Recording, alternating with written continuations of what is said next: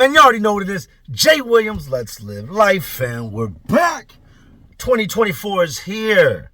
Took a little hiatus. One of my goals this year, one of the things I wanted to do was be more active with the fam. More time with the wife, more time with my sons. Just more time with the family all together. We came off the Christmas break. Then my entire family got sick. Some was out of school for a week off of the New Year's break, so I wanted to utilize that. I wanted to spend time with them. One of my biggest goals this year, to be a better person, a better man, husband, father, friend, brother, human being. So with all that being said, happy New Year's. 2024 is here. It is Monday, January the 8th, 2024. First video of the year. This is video 501. Now, I've done videos on everything. Everybody thinks I've just done prison videos. It's not the case. There are shorts. There's videos on life, different parts of life, my story, prison, jail, detention center, all that. But nonetheless, this is video number 501. I never thought when I started doing this that I would go 501 videos. I didn't know what I was doing when I started doing this. I just knew that in doing it, my heart was in the right place. It helped me sleep better at night. It got things out of my mind and brought them to the forefront so I could actually, I guess, in talking about it, deal with it. Helped a lot of people along the way. And I hope to help a lot more in the year to come. If 2023 wasn't your greatest year, because let's face it, we all have those years, try to make 2024 better. Set goals. And don't stop chasing them goals until they become reality. So with today's video, being locked up no matter where you're at, whether it's jail, detention center, prison, whenever there's trouble, there's usually something that leads up to it. Before you get hurt, there's usually warning signs. Now, it does pop off sometimes where there's nothing. It's just boom, pop, pop, pop, and you find yourself all messed up. But a lot of times, like in today's story, dudes will tell you, stop doing that.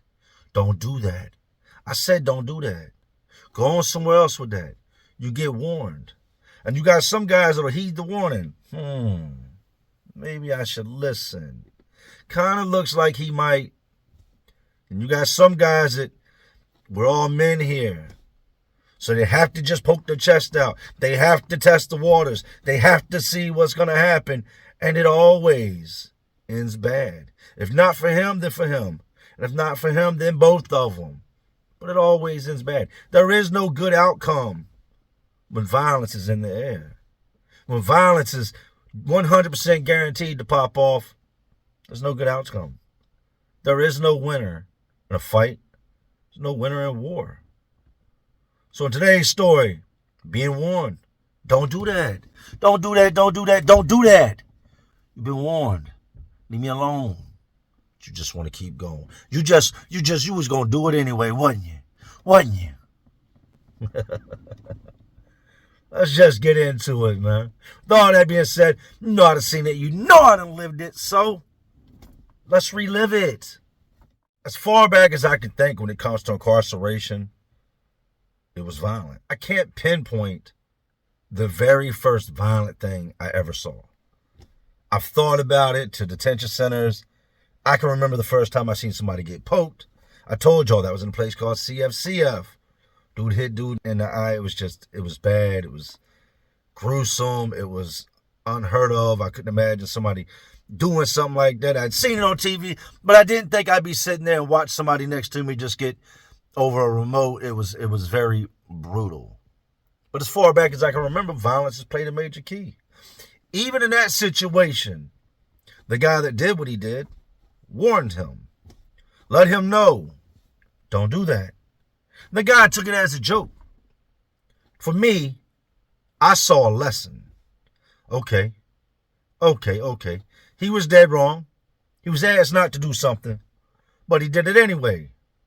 And it resulted with him getting something put in his eyeball. The end. Don't do that. Listen up. If somebody says something, you should probably pay attention, especially if you're in the wrong. Moving forward, I've seen it time and time again. Even before we even get into today's story, I'll give you a short story before I get into the actual story I want to tell. We got a dude up in the prison one time who was big on respect. 99.9999% of men are big on respect. Oh, you're going to respect me. You're going to da, da, da. These are the same men that had no respect in society. Whole entire smokers. Had stolen from their grandmama, their mom, sold the kids diapers, but they hit prison and it's, oh, you're going to respect me, I'm a man. Like you've ever respected anyone. We get this dude up there. He's not a big dude, kind of a quiet dude, but he still got that I work out physique. At this point in time, we had a big problem with guys cutting the line. We call it beating the deuce. Beating the deuce is when you've already gotten your tray, you've sat your tray down on the table, and you slid back in the line to get a second tray because you're hungry. Because you wants a second tray. Or maybe you just want what's on that tray and you're willing to get caught doing it. But in doing that, dudes wouldn't generally go to the back of the line. They would sit at a table close to where the guys were going around this metal railing that separates where we're eating from the guys in line. And when the guard wasn't looking, they would slide up underneath the rail and jump back in line. Now, the problem with that is these guys are jumping back in line just in front of anybody. Don't care who they just cut the line in. You got guys that have been waiting in this line for a minute now. Stuff's going slow. You might have Deputy Doofus up front watching guys get their trays. And this guy comes in, boom, sits down. He's already gotten his one tray, and he slides up in front of this other guy. Now, the guy he stood in front of was the guy I just told you about, the new guy. Muscular guy. 5'7", 5'8". Not the biggest in the world, but you could tell, like I said, I work out. That type of guy. When he tries to slide underneath the rail, homeboy takes and grabs his head and pushes him back under the rail. That's a big no-no. You don't put your hands on nobody. You don't touch nobody. What he should have done was like, hey, homeboy, you can't cut in front of me. But he's new here. He doesn't realize what's going on. He doesn't realize this guy's not trying to disrespect him. He's just, boom, cutting back in the line to steal that extra tray, beat the government, get his tray. But at the same time, it is disrespectful. If you're going to do that, you need to ask, hey, homeboy, let me slide in front of you real quick. If he's cool with it, he's cool with it. But everybody behind him might not be. Dude was not cool with people cutting in front of him. So when this guy goes cut in front, he pushes his head, the guy, oh, what the hell? Don't touch me, man. Man, don't cut the line in front of me. So now there's some static. Now there's some beef. Now there's some conflict because he don't put his hands on it. The guy just waits. Line moves forward a little bit. Slides up in front of the next guy. Other guys in line just not really saying much. But guys have gotten tired of this. It's been happening so much that it's just the ultimate sign of disrespect when it comes to chow hall etiquette. Now, seeing this as a bystander, I thought immediately this is going to become a problem. He just put his hand on top of that man's head, kind of palmed it like a basketball, pushed him back to the rail, blocked him, didn't let him get through, like touched him, and they had some words or whatever. Didn't become anything. They would see each other in the yard. It wouldn't become anything. But we fast forward 2-3 days.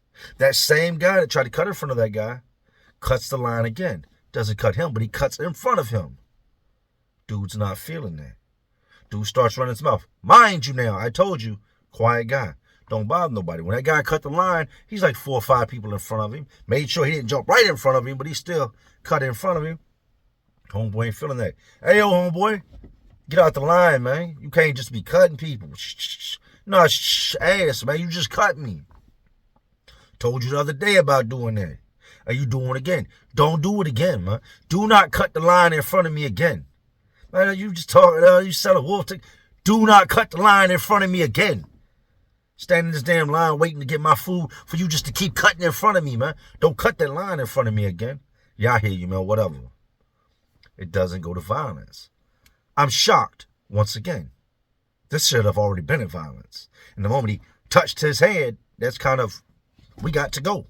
You put your hands on me. Might not have meant to do it, didn't do it in a violent way, but you put your hands on me and other people saw it. You palmed me like a basketball. Your little brothered me. You shunned me. I'm mad about that. It doesn't go to violence. Once again, they're back on the yard. Nothing happens. I expect the dude to approach him on the yard and say, hey, homeboy, you like cutting lines. Do whatever you do. Cut behind me. Don't cut in front of me. You wait till I pass, and then you jump in the line. I ain't got my tray yet. Don't be cutting in front of me. Don't disrespect me. Didn't do none of that. These two just coexisted. Went on about their days like he hadn't been palmed, like he hadn't screamed on him in front of everybody, like this hadn't become an issue already. He was warned. Remember what I told you now? He was warned. Do not cut that line again. Do not jump in front of me again if I ain't got my food, man. I don't care if you're stealing trays. I don't care what you're doing. Do not jump in front of me. You have been warned. We fast forward. Another week, maybe 2 weeks goes by. I see dude. He's by the rail. He's got his tray and slid it over in front of his homeboy, told him, hold this, and he, boom, slides up underneath the rail. He's cut this dude again. Now, this dude's even further back than the first time it happened. Further back than the second time it happened. He's further back in the line. You're talking about this point, he's 10, 15 people back. He's had enough. Gets out the line. He ducks underneath the rail, the same rail that homeboy just ducked under to get back in the line to get a second tray. Oh boy, ducks underneath the rail, walks through the tables, walks over to the rail where dude is standing, dude's trying to blend in, not be seen by the guard waiting to get this other tray. Reaches over the rail, grabs him, pulls him over the rail. This was something that should have been, this could have been one of the best world star moments there was. I've seen guys get picked up, right, and slammed. Seen guys' feet go straight up in the air and they come down and it's like, oh, he's done, he's a goner. It's over, he can't, no, ain't no way. Man versus pavement like that, you lose. But he reaches over, grabs this man as this man's going, grabs him by his shoulder, reaches down and grabs his pants and picks him up.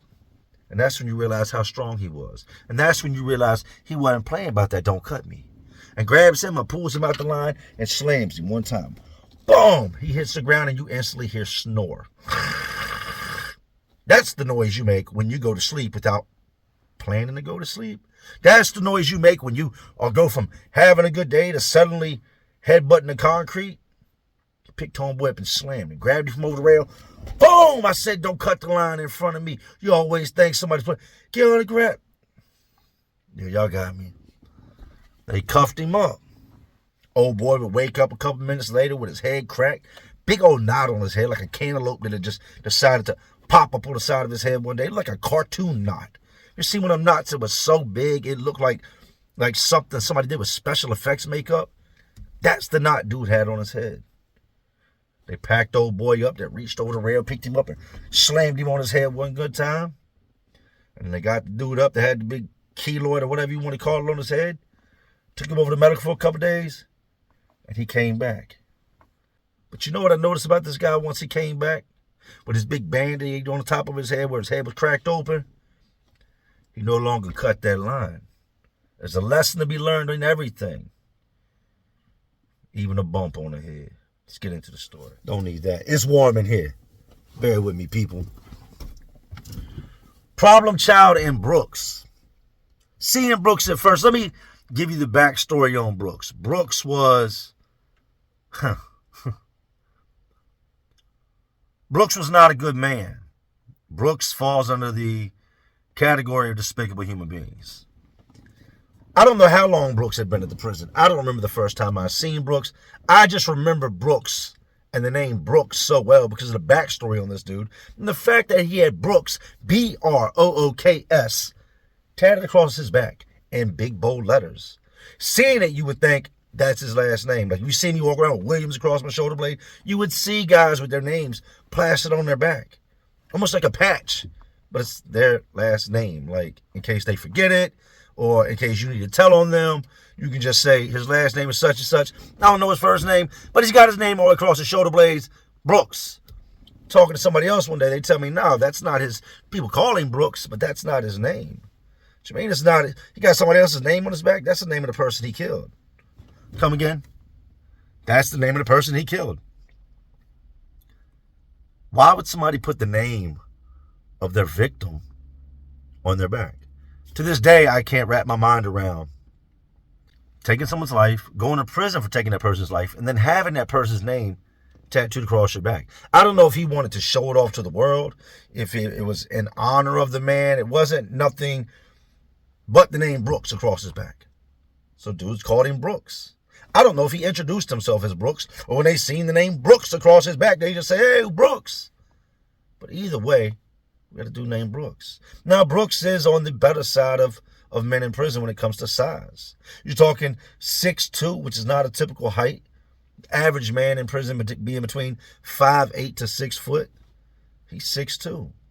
Good in stature. 235, 240, maybe 250.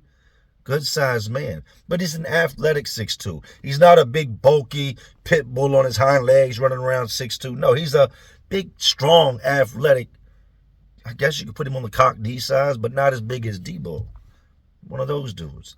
Loved to play basketball. And I'm telling you, he loved basketball. If he was in the building, he was watching ESPN, watching clips of basketball games. If he was in his cell, he was watching ESPN, watching clips of basketball games. He was real big into basketball.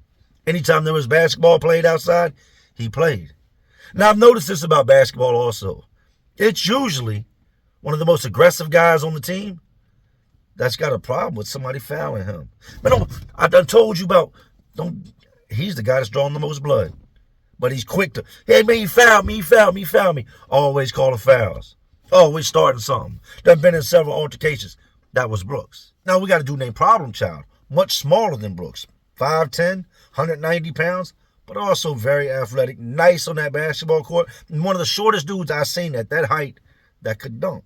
I've seen guys shorter than 5'10" that could dunk, but Problem Child being 5'10" could dunk flawlessly, like no problem. The boy had ups. I don't know if he just stood in the cell all day and just jumped up and down, or if that just had been his thing always, but Problem Child could dunk. Brooks had been here for a while when Problem Child showed up. I watched Brooks get into fights on that basketball court more times than I can count. I watched him draw blood. I watched blood be drawn from him. I watched him elbow people, trip people, clip people in midair, you name it. Grab people, spin them, sling them like prison ballers. And this ain't the YMCA. You know when you go out there, there's a very good chance you're going to get hurt. But every man out there is trying to play like he's in the NBA All-Stars because everybody's watching you. It's your time to shine if you're good at basketball. Problem Child, don't know his backstory, but I know he was trouble. Always into something. First few times I heard about this dude was him getting stuff from people and bucking on them, going to other people's buildings. Hey, man, look, my homeboy said you got this. Let me get that from you. And bucking on them. And then if dudes wanted to take it there, he'd take it there. But he didn't want to take it there fighting. He always brought weapons into play, would pull weapons on people. And the average man, if he ain't doing 100 years, is going to be like, look, all right, you got it. You got it. You're no good. Your name's no good. I'm not messing with you. Problem Child started making a name for himself on being a guy that would buck on people and that would push a weapon if need be. Wasn't going to do no fighting. He was going to push a weapon. But he liked the ball. So you got Brooks out here, which is pretty much he's the basketball court bully. The guy that's going to elbow you in the mouth and then call a foul because you hurt his elbow. Ow, foul. He bit my elbow. One of those dudes. Same dude that clip you or push you on the ground and be like, oh, traveling track. Like, stupid stuff. Brooks was a bully on the basketball court. Problem Child starts playing. Problem Child is nice until he gets fouled. Brooks lets him get his shots off, get his couple little dunks in, his passes, his nice dribbles, and he don't foul him in the first game. Maybe he's getting a feel for who he's dealing with. Everybody else he's played basketball with so many times. The first few times he's played with Problem Child. We get into, I'm not sure if it's the second, third, fourth game, but whatever happens, Brooks fouls him and fouls him hard. Problem Child gets up off the concrete, elbow all rashed up, knee all rashed up. What's up with you, homeboy? You push me? Nah, man, watch where you going. I'm big like that. You ran into me, man. I'm a brick wall. Watch where you going. They start having words. Problem Child tells him, bro, don't foul me again. I ain't put my hands on you. I ain't out here trying to hurt you. I'm out here balling, man. Like, don't put your hands on me again. You've been warned. So now I feel as if they've got an understanding. You fouled the man, put him on the ground in front of everybody. Straight up 100% fouled him. It wasn't no accident. He was shaking you up, trying to go by you, and you pushed the man on the ground and scraped him all up. He's up looking at you. Ain't as big as you, but ready to take it to wherever you want to take it to. And just tells you, don't foul me again. The game goes back on. They finish off their game. You can feel the hostility in the air. Everything's good. We go into buildings. They live in separate pods, same building. They will continue to play basketball together. But if it's happened once, it's probably going to happen again. That's Brooks' M.O. He fouls people, puts hands on people. He's big, in the way at times. Maybe sometimes he don't mean to foul. Maybe he's just that big that he can't control his big size, but he's athletic, so that wouldn't make sense. He's doing what he does. He knows better. Problem Child gets the ball one day, goes to drive, tries to go around Brooks, and Brooks just shoulder checks him. Boom, sends him to the ground. No sooner the Problem Child hit the ground, he bounces up. Boom, runs up and checks him with his chest, and Brooks pushes him back. I told you, don't put your hands on me. We don't want the game to get broke up, so dudes, hey, stop. They get in between them. Problem Child tells him, you got one more fuck. Put your hands on me, man. I'm going to do something bad. What you going to do then? Brooks is trying to get at him. Big dude. Trying to get at him. Dudes keep on apart. Y'all chill. Stop. Problem Child is throwing all types of threats now. I'll do something real bad to you. Ever put your hands on me again. Next time I get up off that ground, you going on the ground. I'm not playing. You ain't gonna do nothing. You ain't gonna do nothing. You come right back out here. I'm gonna put your ass right back on that blacktop. If you don't like it, don't play ball. It's prison, not the YMCA. Stay up off the court, punk. Running his mouth. Second time he was warned. I figured this would happen one more time, and then it would go there. Problem child had other plans. After being threatened, disrespected for everybody, told him once. Happened again. Now it's shame on me. First time was shame on you. Problem child decided it wasn't going to be a third time. I honestly thought they would do this a couple more times, and then eventually guys would just let them fight, let problem child get a weapon, whatever was going to happen, but it's not what happened. This was morning rec. Then we have afternoon rec. After we eat lunch, we come back out and we rec again for 2 hours. They go to play ball. Everybody's got their stuff on the sidelines. Dudes are taking their shirts off, laying them down. Problem child comes walking up, takes his shirt off. But when he takes it off in a weird way. I'm watching everything that's going on. I'm sitting on the bleachers on this day, watching people play basketball, getting ready to play basketball. Problem child turns his back when he takes his shirt off. When he does, he pulls something out of his pants and's got inside of his shirt. Brooks says, pass me the ball, pass me the ball, pass me the ball. When problem child pulls out this long sock from inside of the shirt. It's got an adapter in it. Do you know what a 12-volt adapter looks like? It's a black square with a whole lot of metal inside of it. It's very, very heavy. And it's made not to be able to break open. So essentially, these things are used to run our CD players, our TVs, tape decks, things we had at that time. But this adapter is the perfect weapon. You don't want to swing it by its cord, because if you swing the adapter by its cord, poof, cord's going to pop off. But if you take that adapter, wrap it up and drop it down in a sock, and then put that in a second sock, and then tighten the knot so it don't come out, you've now got a billy club in the form of an adapter and a sock. Brooks is on the court. Hey, throw me the ball, pass me the ball, pass me the ball. And problem child walks out there. He doesn't run.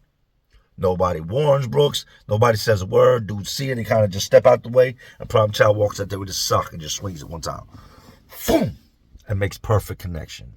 Hits Brooks inside of his face. He falls. It smashed this man's cheek. When I'm talking about it smashed, it broke stuff and pushed bones and parts of his face where it shouldn't be. He gets up, but you can tell that his color shifted. I don't know if it was the amount of pain, if it was shock. The man went from being the caramel complexion he was to almost a grayish color when he stood up. This didn't break his cheek open. It just broke his cheek. The swelling was already started by the time the man stood up. His cheek, where this bone used to be here, was now pushed up, almost as if this was a birth defect. He's trying to figure out what's going on. He don't know that he's been hit. Problem child snuck him from behind and hit him with the sock and then backed up. And I guess he thought, he's done. Brooks fell. Boom! He gets up. Discombobulated, looks around, and problem child realizes he's really got a problem now. And he runs up and hits him in the top of his head. Fong! Brings that thing down like Thor's hammer. Smacks him in the top of his head. Opens his head up. Brooks falls a second time and don't get up. He's not unconscious. Didn't knock him out, but he hit him and he hurt him. Not only just crushed his cheek, but he's opened top of his head open. Still not aware of what's going on. Problem child standing there, still got this adapter wrapped in his sock in his hand. Walks up and kicks Brooks in his face. Brooks is on the ground. If you can imagine a cartoon with the Tweety Birds, he's on the ground, leaning back on one elbow, top of his head opened up, cheeks sitting up here, whole side of his face looks just abnormal. And he's trying to figure out what's going on. 1 second, he's, pass me the ball, pass me the ball. Next second, he's on the ground. He's getting up, trying to touch his face where his face is all messed up. Next thing you know, he's on the ground again.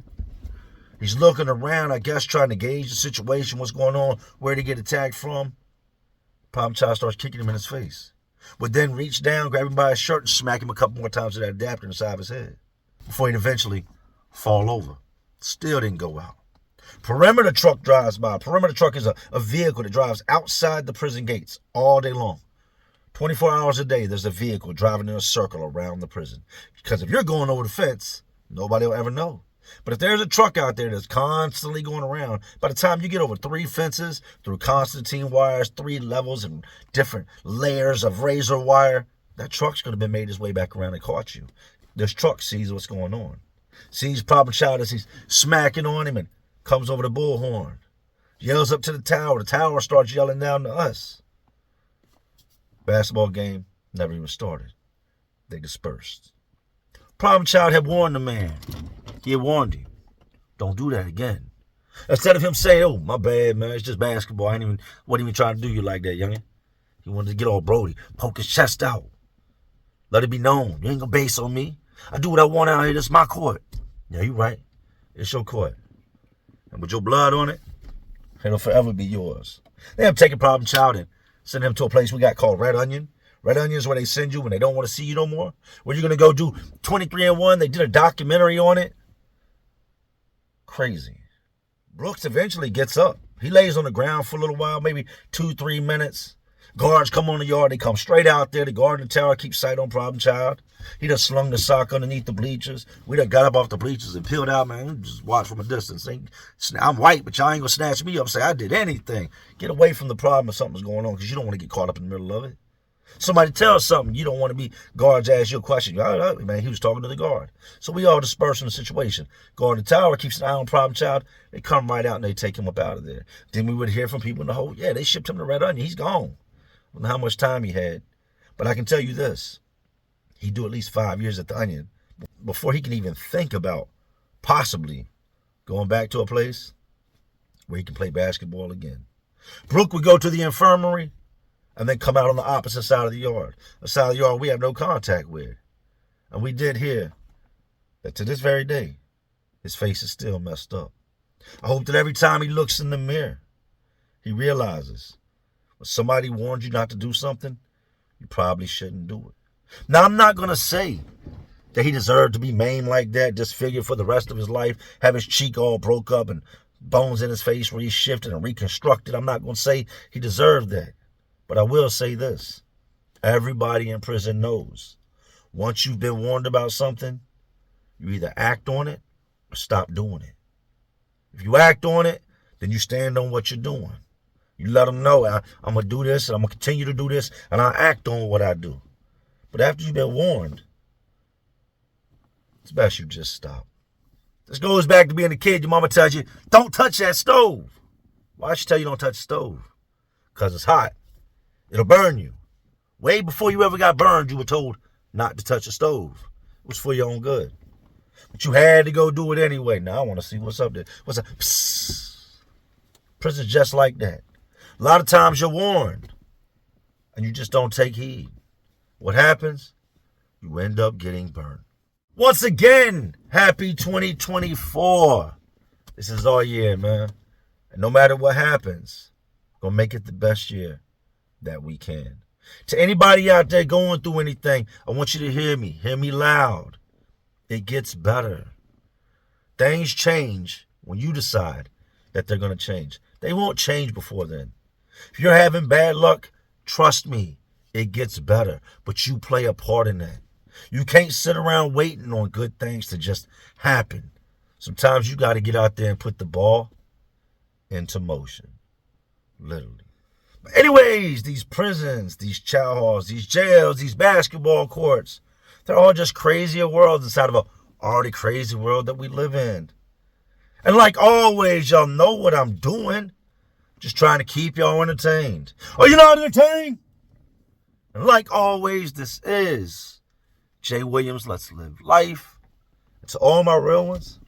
And there are some real ones watching, because you're still watching me.